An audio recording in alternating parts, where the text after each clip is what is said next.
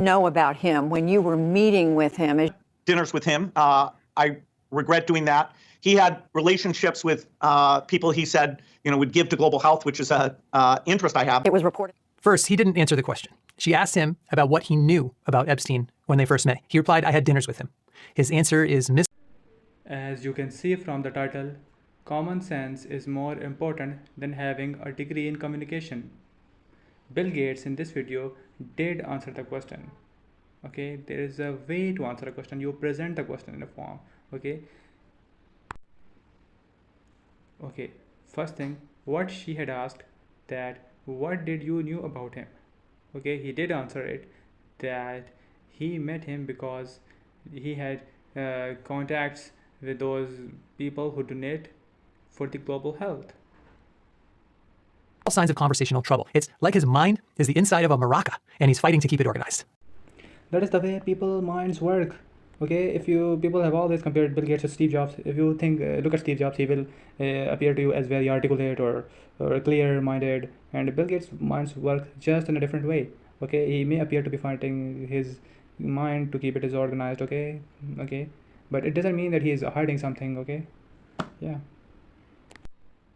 Also, about meeting with Epstein, there are a lot of other famous people who have met with Epstein, and why Bill Gates is only the main target? Why? Meet with him over several years, and that, in other words, a number of meetings. What did you do when you found out about his background? Well, I've said I regretted having those dinners, and there's absolutely nothing new on that. He's obviously shaking his head before the question is done. He's agitated.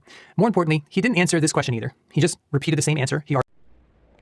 Her first question was, what did you knew about him when you were meeting him?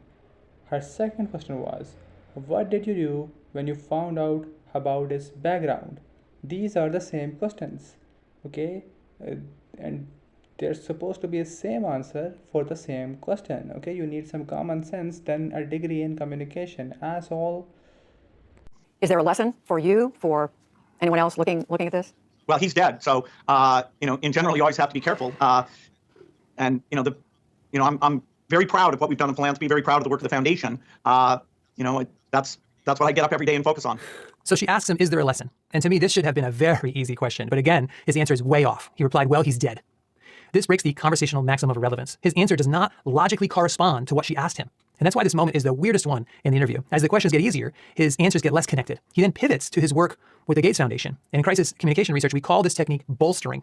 When companies and politicians get accused of wrongdoing, they often try to refocus the conversation on all of the good things they're doing to bolster their image. So he says, I'm a philanthropist, I'm very generous.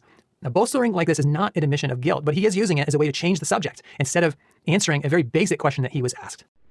Okay, this should have been an easy question if his confidence was maintained. Okay, the last two questions, he knew that his answers were unsatisfactory and his confidence was shattered somehow. Maybe that causes him to answer him like this.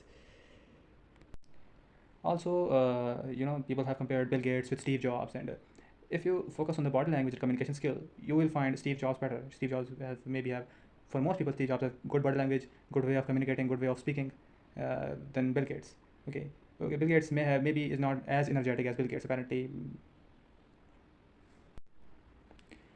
Okay, just think about this. This person, Bill Gates, has been a role model for many people, a hero, a person who revolutionized the world through decades, 2 decades. The person has this image, okay, and now he is facing this. It's hard to say what they call it, child, what this child or so many things, and killer or whatever. So in another interview, he said it that there are very hard adjustments. Yeah, so maybe there are hard adjustments. If for 2 decades he have this image, if this very positive image, I don't have words for this very good image. Okay, very good image, and now he's facing this thing, and it might have effect on his mental health, whatever.